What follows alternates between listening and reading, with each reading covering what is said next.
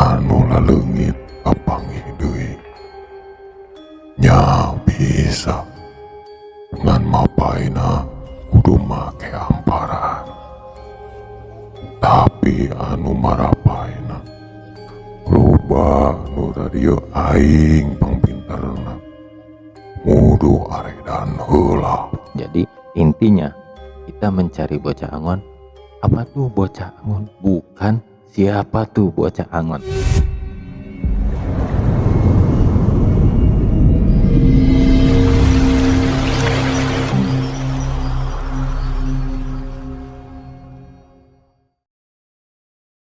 Assalamualaikum warahmatullahi wabarakatuh.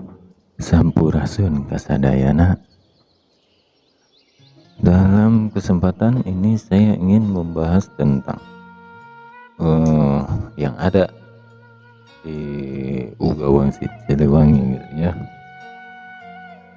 Mencari pajajaran atau mencari bocah angon agar tahu Ratu Adira yang sejati gitu kan. Bocah angon kunci Ratu Adira yang sejati gitu ya. Nah, didengarkan dulu Uga Wangsitnya. Dimimiti poe ieu pajajaran leungit di alam hirup, leungit ayeuna, leungit nagarana. Pajajaran moal ninggalkeun tapak Jawa Tingaran pikeun nu mapai, sabab bukti nu kari bakal rea nu malungkir, tapi engke jaga bakal aya nu nyoba-nyoba supaya anu laleungit kapanggih deui nya bisa ngan mapaina kudu make amparan, tapi anu marapaina loba nu radio aing pangpinterna mudu aredan heula. Nah, di situ kan dijelaskan banyak yang mencari tentang pajajaran ini gitu, tapi banyak yang ibaratnya sok tahu, sok pintar, ibaratnya jadi apa ya, enggak pakai dasar atau tidak didasari atau tidak menggunakan amparan gitu ya. Nah, kenapa dalam Uga Wangsit itu seperti itu kan dasar ya. Nah, saya ingin membahasnya dengan ibaratnya seperti ilmu hakikat. Nah, kita ambil ilmu hakikat, pelajari Uga Wangsit Siliwangi dengan ilmu hakikat ya. Jadi begini, ketika mempelajari, ingin tahu kan, bocah angon itu ibaratnya jadi penentu Ratu Adil. Gimana kita tahu Ratu Adil? Cari bocah angon. Nah, bocah angon itu, nah, di yang tadi kita dengar itu untuk mencari tentang bocah angon. Ketika dapat bocah angon, insya Allah ketemu tuh Ratu Adil. Kita belajar di ilmu hakikat, pelajari bareng-bareng di sini. Kita pelajari dari kata-kata yang ada dalam Uga Wangsit barusan. Dalam mempelajari mencari bocah angon, kita harus mendasari cara kita mendasari diri kita. Cara mendasari diri kita harus seperti apa gitu ya. Mendasari diri yaitu kita harus bisa menguasai hawa nafsu, bisa menguasai ego kita. kita pisahkan antara hitam dan putih. Yang mana putih, yang mana hitam, gitu ya. Pelajari dahulu tentang hitam dan putih. Itu untuk kita mendasari, ya, agar tahu bocah angon itu apa, gitu ya, atau bocah angon itu siapa. Karena bocah angon ini penentu yang bisa mengetahui Ratu Adil itu, gitu kan. Cuman di sini saya hanya ingin menjelaskan bahwa bocah angon kan itu bukan satu sosoknya tapi banyak. Jadi intinya kita mencari bocah angon. Apa tuh bocah angon? Bukan siapa tuh bocah angon. Paham? Jadi bukan siapa tuh bocah angon, bukan itu, tapi bocah angon itu apa? Nah gitu. Pertanyaannya jangan siapa tapi apa, gitu ya. Nah, bocah angon itu ketika kita ingin mendasari kan harus pakai amparan tuh.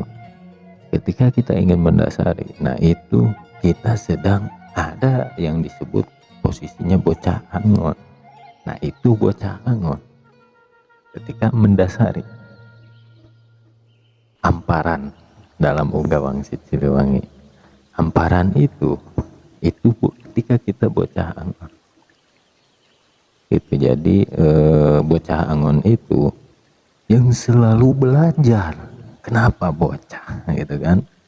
Yang selalu belajar, gitu kan? Identiknya belajar itu kan anak-anak, bocah, gitu kan? Ini dalam ibaratnya kata lainnya. Angon itu kan yang dibilang apa, daun kering.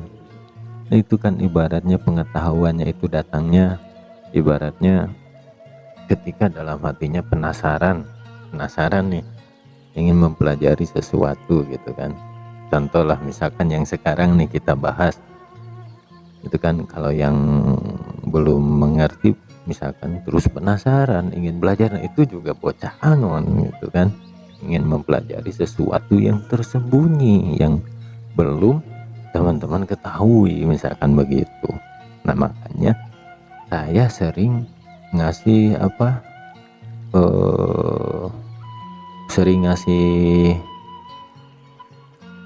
motivasi, gitu.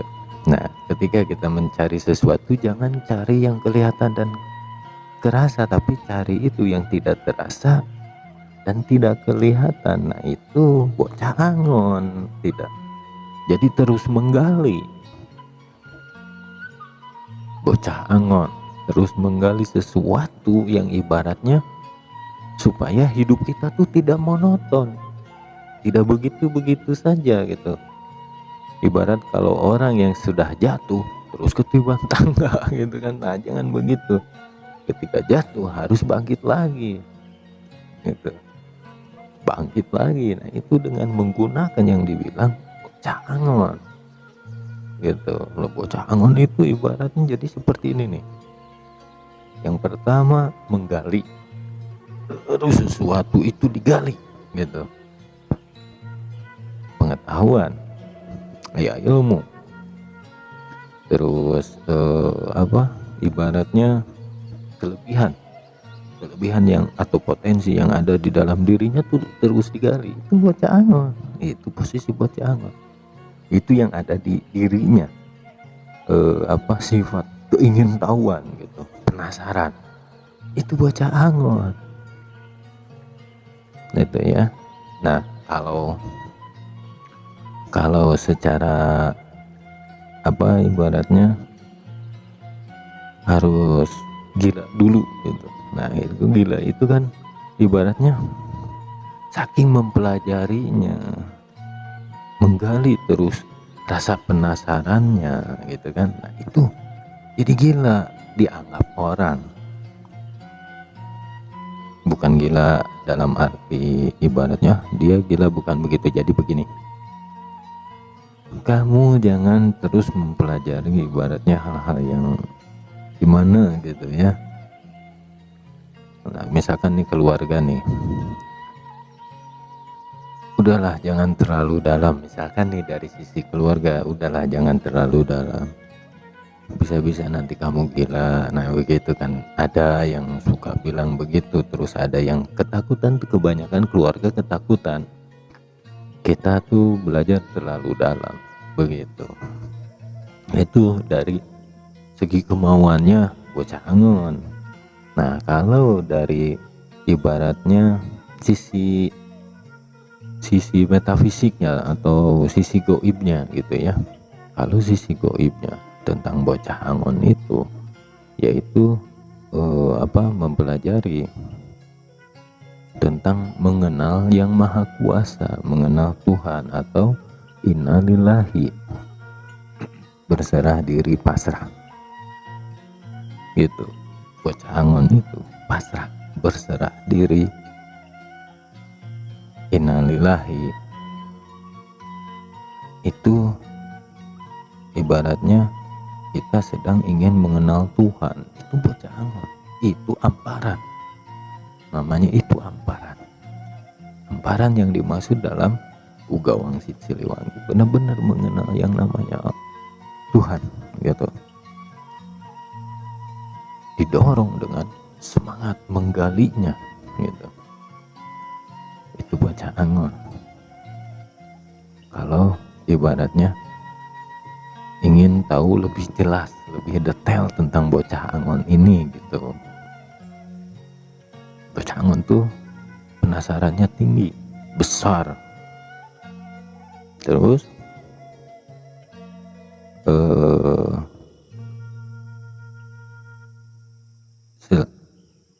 orang yang sedang ingin mencari kebenaran tentang ketuhanan, tentang kehidupan gitu. Itu bocah angon gitu ya. Itu yang dimaksud amparan, agar ketika mencari Pajajaran atau Ratu Adil. Pajajaran itu Ratu Adil, jangan salah. Pajajaran, kalau kita sedang mencari Pajajaran, biar tidak, ibaratnya biar kita tidak termasuk orang-orang yang dibilang dalam uga tersebut sok pintar, mencari yang sok tahu, yang sok pintar, yang tidak menggunakan amparan. Kan ada ya dalam Uga Wangsit Siliwanginya. Nah, biar tidak termasuk orang-orang tersebut. Ketika seseorang ibaratnya bocah angon ini mendapatkan ibaratnya yang disebut mudu aredan heula, itu kan harus gila dulu agar kita tahu bahwa ilmunya Tuhan tuh segila apa. Jadi mempelajari kan bocah angon itu tentang ibaratnya ingin tahu keberadaan Tuhan, ketuhanan gitu, saking penasarannya. Itu bocah angon gitu ya. Jadi tahu segila apa ilmunya Tuhan itu. Gitu. Kalau orang-orang yang enggak gila itu kan sadar dalam arti terkurung dengan kesadarannya. Tapi orang gila itu akan luas pemikirannya, dan ibaratnya hayalannya itu kan tingkat tinggi gitu. Seolah yang tidak nyata itu nyata karena keyakinan dalam dirinya. Nah intinya ketika mempelajari bocah angon dan ketuhanan itu, kita harus meyakini atau apa, mengimaninya, iman. Nah di sini bocah angon itu menyangkut semuanya gitu, tentang keimanan, tentang ketuhanan. Yang saya bilang tentang apa, memisahkan hitam dan putih. Ini bocah angon. Kenapa dalam Uga Wangsit Siliwangi, jika ingin tahu Ratu Adil, cari bocah angon. Ratu Adil yang sejati itu Jawabannya ada di Bocah Angon. Nah, Bocah Angon ini bukan seseorang, tapi apa ini Bocah Angon? Bukan siapa, tapi apa ini Bocah Angon? Gitu ya. Mudah-mudahan bisa difahami. Sekian pembahasan kali ini. Wassalamualaikum warahmatullahi wabarakatuh.